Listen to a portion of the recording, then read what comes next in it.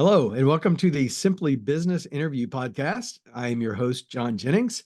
I believe that most business owners are working way too hard for much too little. And one of the issues that we all face is that we overcomplexify things. I believe that the answers to most of our challenges are right in front of us, usually within our reach, if not within us. And so I like to say I'm a simple man with simple ideas. So welcome to Simply Business. And today I'm joined by Mark Pfeifer, who's the founder of Wigglewow. Can't wait to hear the story behind the name. Mark, thank you so much for joining us. Why don't you just start by just telling us a little bit about your background and who you are and what you do. Sure. As John said, I'm Mark Pfeifer. In my life, I really couldn't keep a job. I was in the Air Force for 10 years, was an aircraft maintenance officer. Got out and actually had 14 different companies that wanted to hire both my bride and I. And it was GE Appliance Park, which brought us to Louisville, Kentucky. So I worked at GE Appliance Park for 10 years, then worked in First Data, credit card processing, or Bank of America for about 10 years. And that's when it was during that time when God put on my heart to start a company that employs adults with special needs. And so that was back in 2014. So I've been working on that for several years. And in 2019, left corporate America, left a great cushy paycheck, and started herding cats for a living. And so we make gourmet dog treats, and we employ adults with special needs. Most people aren't even willing to give a chance to hire, to employ, or anything to make them. So That's awesome. So yeah, we were about the same time.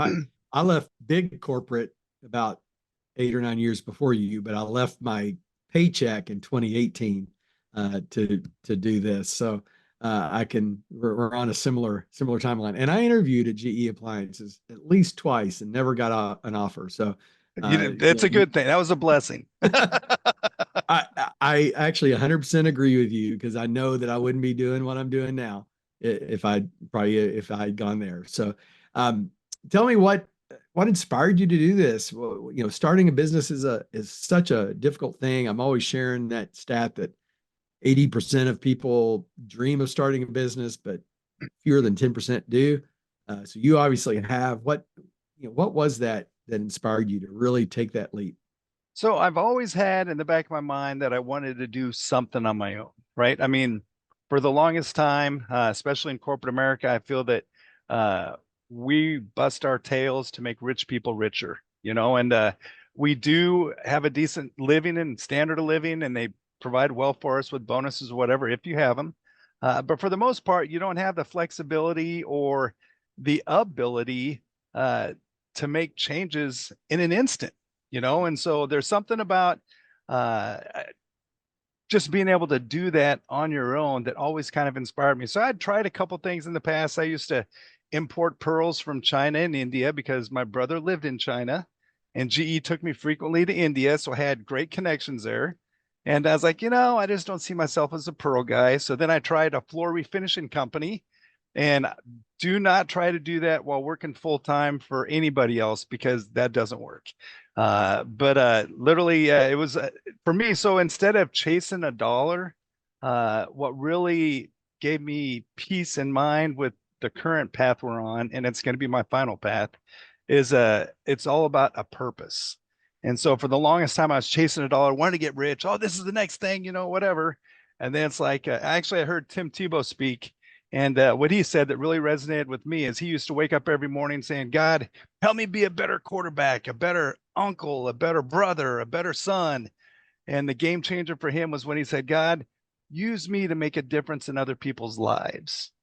And I was like, wow, that's what Wigglewow is all about. It's an opportunity for families that aren't even given a chance to come show us what they're able to do. Because that's one of the things I say with Wigglewow is, our culture in our world tells the special needs population repeatedly what they can't do.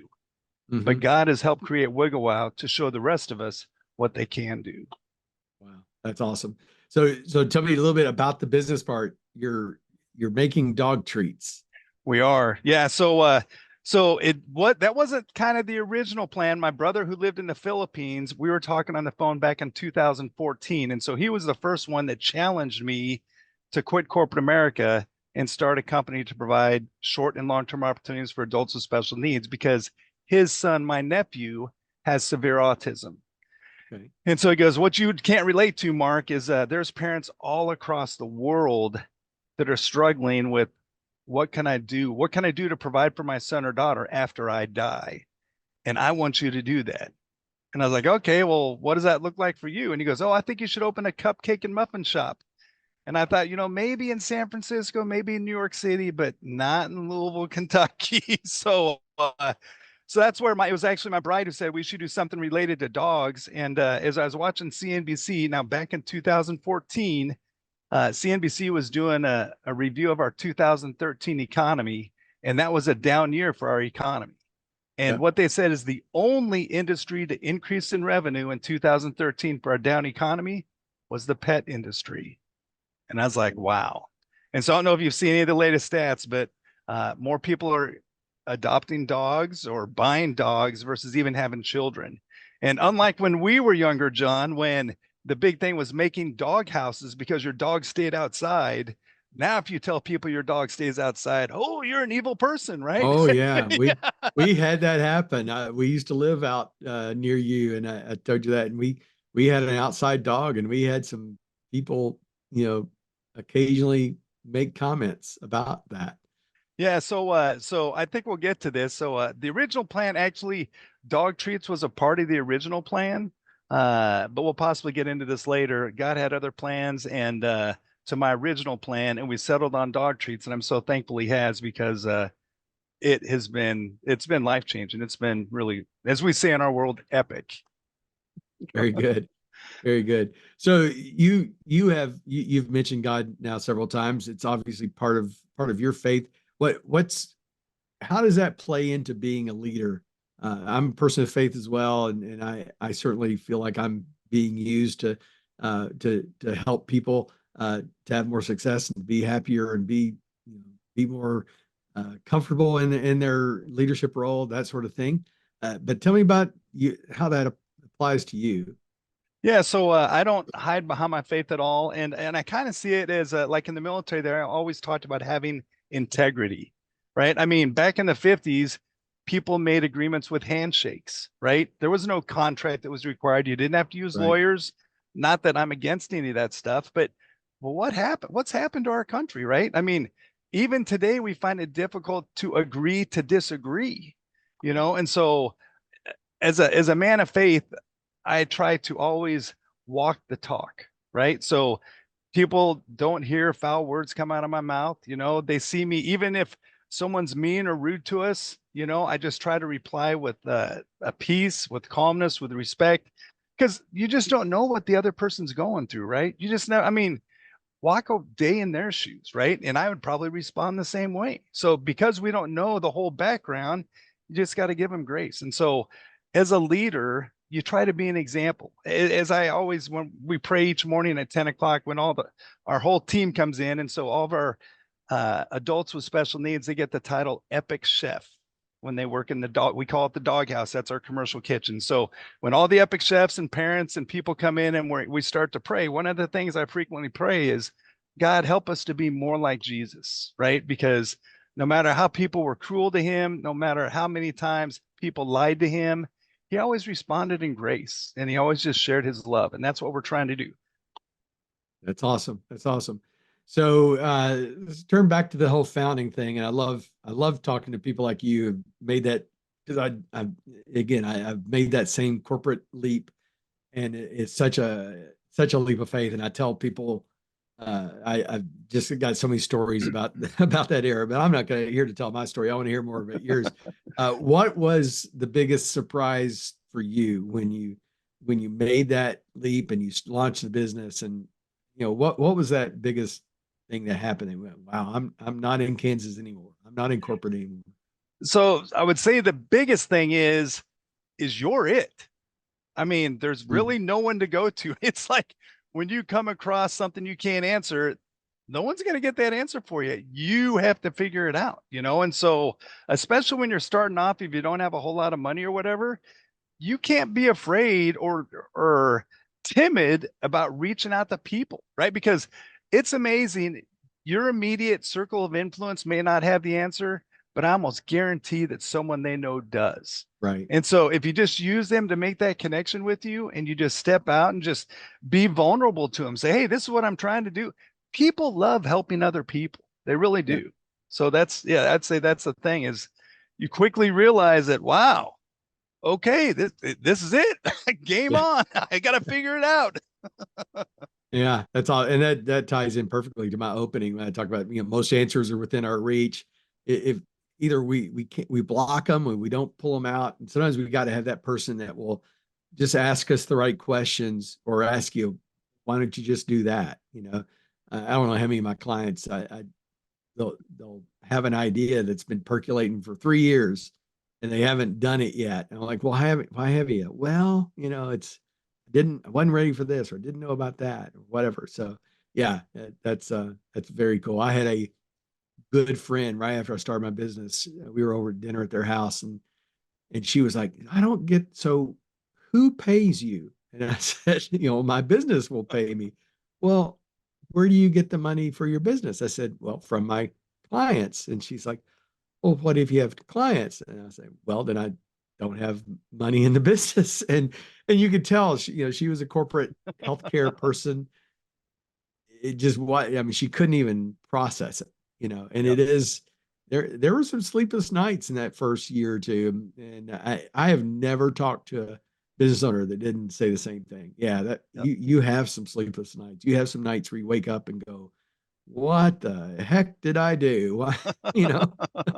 Yep. Yeah, and that's, and it's just, it's part of the challenge. It's part of the journey. Um, so and I always share, I wrote a book called Your Baby is Ugly, and it's about, your business is your baby, and there's those times when you discover that, wow, something about it, is ugly, so you have to pivot. You have to make those adjustments and figure out what will work. Can you share a story or two of one of those, I call them ugly baby moments, where you realize something isn't quite where you want it to be, and you need to make some adjustments? Yeah. So actually, I would say starting off in the beginning, um, God, right after he said, hey, I want you to start this company for adults with special needs, what he made clear to me is that you have to have a recipe that dogs love. Because someone just out of their compassion may hear the business story and might buy the first bag of dog treats. But if they give that treat to their dog and it looks up at them like, what are you trying to give me, Dad? I'm not going to eat that. They're not going to buy a second bag, right? So I'm like, oh, great. I've never really made dog treats. I thought I could just pull a recipe off the internet and it was going to work. But because I had the corporate background at appliances, one of the things we do when we come out with a new design is we would have a panel of consumers that we just, call in off the street, pay them some money, and then take all the branding off of all the appliances and say, hey, if you could get any of these and budget's not an issue, which appliance would you buy? And that's what would give us feedback on whether we are on target for having a breakthrough design on our new event thing, right? So when it came to dog treats, I'm like, all right, so how can I incorporate that methodology into dog treats? And so we came up with what we call the Wigglewow challenge. And so everyone that has a dog probably thinks that they have their dog's favorite dog treat at home on the shelf. And so I found 50 of my peers at GE that gave their dogs treats every single day. And I said, once 45 or more dogs out of 50 pick my latest recipe of Wigglewow over your favorite treat at home for them, I'm going to quit. And they're like, there's no way you're going to leave the salary you have here. And I'm like, obviously, you've never been on a mission from God. It's not about the money, but I got to make sure we have a treat the dogs are going to love. So we basically take the treat at home, put it in the palm of your hand, let your dog sniff it. That's the treat it normally gets. So it's going to try to eat it. So you close your hand, don't let them eat it, turn it over, let them smell it again. They know their treats in one of your hands, right? Put our treat, the Wigglewow treat in the other hand, do the exact same thing. One dog at a time, you make them sit there. You take a big step back, hold your hands far apart, and then put your fists at their nose level when they walk to you. So then you call your dog over. And if your dog just sniffs your hand, you don't give them the treat. They're confirming which hand had the smell that they want. And so So they'll bark, they'll say, we have videos of dogs doing everything. But the first time I did that, John, only 7 dogs out of 50 picked my recipe. And so God and I had a very one-sided conversation that night. I'm like, all right, God, I suck. Obviously, I don't know anything about making dog treats. I really need your help here. But that's where the whole perseverance is being a business owner. What you need to realize as a want-to-be entrepreneur is 95% of the people in the world wanted to do the same thing, but for whatever reason they failed. And so really honestly, none of them want to see you be successful or see me be successful, because then they're like, well, oh my gosh, he was, well, why couldn't I do it? Right. So they start saying, so you'll find that very few people want to support you with your business venture because they don't want to see you be successful. Now, obviously, if it's your family or close friends, I would like to think that they would support you, Right. but most other, like I had so many people at corporate America say, yeah, good luck with that, dude. You're going to quit to make dog treats. Well, anyway, so after 2 years and lots of perseverance making dog treats, we had 47 out of 50 dogs pick the Wigglewow treat. And I said, boss, I'm out of here. And she goes, yeah, you've been saying that for 2 years. And so literally on my last day at work, normally people quitting GE leave at noon. My boss calls me at 10 and says, hey, Mark, you're not leaving today, right? You were just joking. I was like, no, I gave you my official 2-week notice. I'm out of here. She goes, you can't leave. I got to get turnover. So I think I'm the only guy that left GE Appliance Parking on my last day after quitting. Had to stay there till 6:37 p.m. to make sure my boss had turnover. That's a great story. Uh, so yeah, that's really interesting how you took that. You had a measure, you had a goal. I mean, I talk to clients all the time about KPIs and things like that, and having goals and knowing what you had a number, not for success in business. You had a number to say, okay, I'm not going to launch this until I hit this number. We're not really going to go until that happens. That's really fascinating. And you leaned into your consumer products background as well. So Yeah. that's And the really other thing I fascinating. would share is another common mistake that new entrepreneurs make is they step outside, they go out of bounds. Like they may not know about checking trademarks or patents or copyrights. Mhm. And that is a very expensive penalty. You do not want to go there without having your ducks in a row, right? And so, um, one of the things I learned working at GE is how to investigate. So, like when you're looking for your name of your business, right? You want to, yeah, you have to just check to make sure the state of Kentucky doesn't have it registered. But if all you want to do is stay in the state of Kentucky, hey, that's great. Go for it. I'm not going to say that's a bad thing. But if your dreams are to go bigger, then you need to do a bigger search. And so originally back in 2014, so the parent company of Wigglewow is called Epic, EPIC. It stands for the Epic Pet Innovation Company. It's an LLC. I'm the sole owner. And at that time, there were no uh, there were no dog services or dog products that had been trademarked for the name Epic. So I'm like, this is perfect. I got this nailed. So when I finally get off my rear and launch this thing, we're good to go. So by the time I finally spent my 2 years doing the research on the recipe and everything, it was now fast forward 2018. Yeah, about 2018, I researched the trademark for Epic Dog Treats, and someone in California just 3 months earlier had locked in the name Epic for dog treats. And so I'm like, oh man, now what am I going to do? That's what's going to be everything. I had the web domain, everything for Epic, right? It was all locked in for dog treats. And so I literally felt God say, look at your business card. So I made a business card for Epic, and the caption underneath our little logo said, Wigglewow creating, life changing. So it's about the dogs first, and that's where the first term came up, Wigglewow creating. And so where the term Wigglewow came from is we wanted to come up with an expression that captures your dog's energy when you come home after work or when you Hmm. come home from getting out the store. Now, depending on your type of dog, they may not wiggle around, but I have boxers, so they definitely wiggle around and they're jumping up all excited. They're like, "Wow, Dad's home!" So one of the things you can do when you're struggling with the name is just take two common terms that apply to your industry and you'd put them together. So wiggle, dogs wiggle, wow, you always want to have a wow moment for your customers, throw it together, Wigglewow. So then you go out there, do a Google search of Wigglewow back in 2018, zero.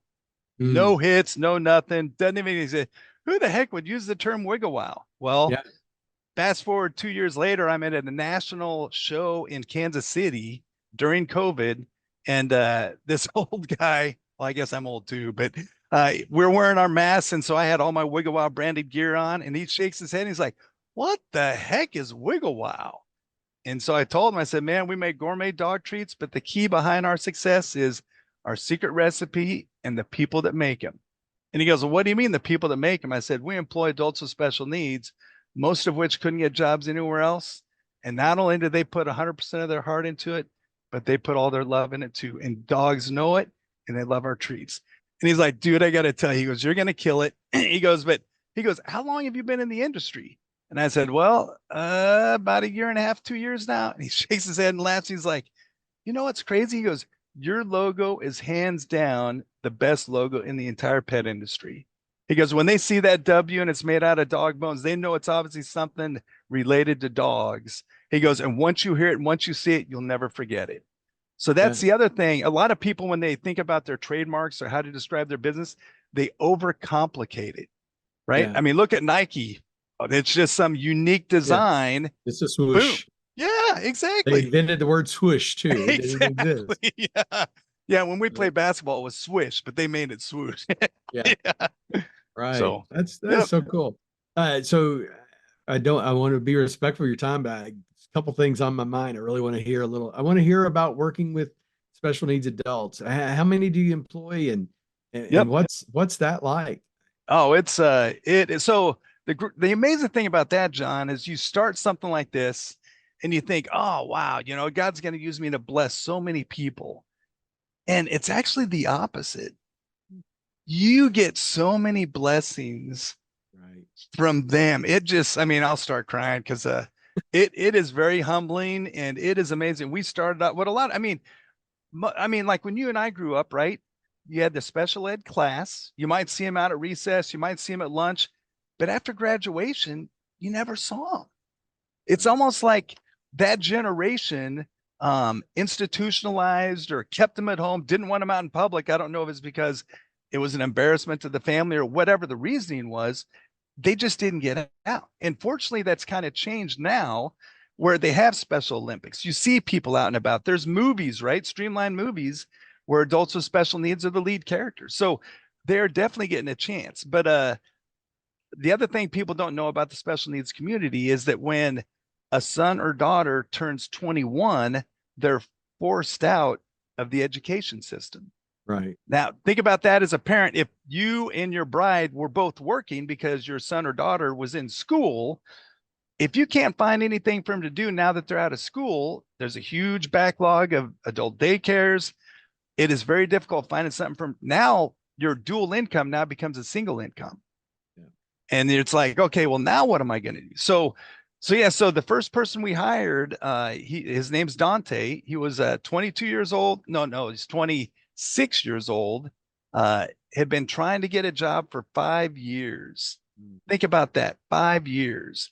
No one would give him a chance. And his first day in the doghouse, he successfully made over 250 treats. So it is, they have all the same wants and desires you and I do. And it is so awesome having a front row seat, seeing the victories that are major for them, and we may see it as no big deal, but they've been struggling with a particular, like just putting plastic gloves on by themselves. What's the big deal with that? Well, if you have someone that's suffering from cerebral palsy or struggles with hand-eye coordination and they just can't seem to get that, the first time they do, I mean, it's truly priceless. One of the other things we do is like on the back of every one of our bags, we include a label with the Epic Chef's picture and a little bit about that particular individual. So as a consumer, you can relate to who you're helping have an impact on at Wigglewow, who you're helping employ because you're choosing to buy treats from this company so that your dog can have treats that aren't packed with all the harmful preservatives and stuff we get from China, but it just has, 5 major ingredients that most of us have had for breakfast. So yeah, it is it is amazing seeing them progress. I mean, a lot of kids come in and they're very shy and bashful.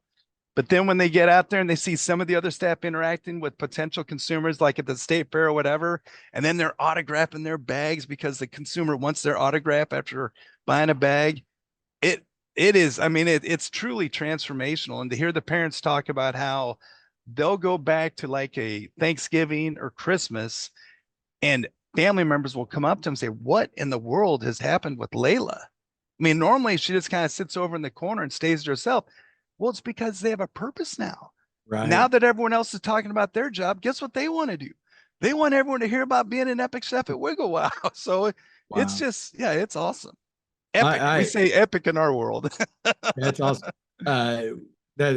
We use epic in my world too, when we talk about those epic transformations you have to make as a leader. But yeah, man, you've got such a great story. I could probably ask you 20 more questions, but I'm going to be respectful. But just if you could just, I mean, I hope the people listening to this are so inspired. I am. This has got my juices going. I'm excited for you. I'm excited that you're right down the street from me and doing this. I didn't even know you were there. So obviously, I want to help you, build awareness. But if you're just to give some advice to that, let's pick on that guy or lady that's in corporate America that's got this dream. I mean, there's not much odder a dream, and I don't mean that in an offensive way. Yeah, yeah. Wanting to employ special needs adults to make dog treats. I mean, that's very niche. Yeah. So for that person sitting there in corporate America, doing that grind, doing that stuff that we all did, trying to get ahead, making a buck, yeah, you got a paycheck, you got insurance, but boy, you just not feeling any purpose. What would you say to them to encourage them to take that next step? So the first thing is no one's going to believe in you more than yourself. That's awesome. And you have got to put the armor on. People are going to tell you left and right that you're going to fail. You cannot leave this safety net of corporate America. You got to have faith in yourself. It happens all day. You know what's crazy about America is I've been to 37 different countries now. All the parents all around the world, you know what they tell their kids when they're growing up? Get good grades, go to school, and when you're old enough to leave the house, go to America and start your own company. You know what we tell our own people in America? Get good grades, go to a good college so you can go work for someone and make a decent paycheck. Yeah. Why is it that the rest of the world is training their children to come to America and start their own company? And yet in America, where all these people are flocking to, we tell us to go work for someone else, right? I mean, it's so true. Yeah, so I would just say, again, to reiterate what I said before, very few people are going to support you wanting to step out and do your own thing because they've always wanted to do it themselves and either failed at it or just never bit the bullet, made it happen. You've got to believe in yourself. And especially when you first start, you got to be on your game 24. You need to be walking, breathing, doing everything you can for your business because no one's going to promote it any better than you. Yeah, that's awesome, man. One of when I was wanting to launch my business, I talked to a number of my friends and mentors, and some of the ones from like the corporate space said, "Are you nuts?" I mean, Exactly. I remember one friend said, "Are you nuts?"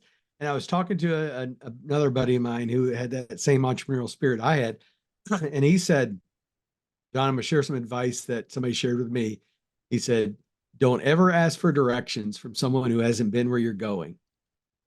And I thought, Yep. I went, that is profound. It was a minister that actually said that to him. I'm like, I don't know who it was, but I've used that quote many times because if you ask advice from someone who's only known a corporate job for 30 years and has that comfort level, they're going to tell you you're nuts, and that's not healthy. Okay, so let's give the listeners a chance to contact you, buy your treats, that sort of thing. How do they find you? How do they buy from you? Yeah, just share your information. Perfect. So Wigglewow, we're the only wigglewow.com out there. So that's our website. That's all the social medias. We're on Facebook, Instagram, TikTok. Although that's something else I'd caution you about. When you go to trademark your name, make sure you lock in all the social media names before you apply for the trademark. I did that for Facebook. It wasn't into TikTok or Instagram or any of that. So now it's not just Wigglewow for like Instagram and TikTok. It's underscore Wigglewow underscore, because Yeah. some guy in a third world country locked in Wigglewow and wants to sell it to me for thousands of dollars. Well, no, I'm Right. too cheap. I'm not going to do that. So go to wigglewow.com. You can follow us on Facebook to find out where we're going to be next. We're actually in several retail stores, so I'm all about supporting retail stores. And then one thing I'll just love to share, our goal, honestly, because right now, today, for every 100 people with special needs that wants a job that is able to work in America, only 15 are given an opportunity. Wow. So we're on a mission. By 2029, Wigglewow is going to be the largest employer for adults with special needs in all of America. And it's That's not great. because of what Mark Pfeifer did. It's going to be because of what God does through me and our team to employ this amazing population. Wow, that's Yep. awesome. We can hear that in your passion in your voice, and It's this very is humbling. motivating effort. This is awesome. Thank you so much, and thank you to our listeners for listening. Follow, like, share our episode, and help get the word out about Wigglewow. I want everybody to know about the what's going on here. So thank you, Mark, for being with us, and thank you to our listeners for listening. It's my pleasure. Thanks, John. Have a great weekend. See ya. All right.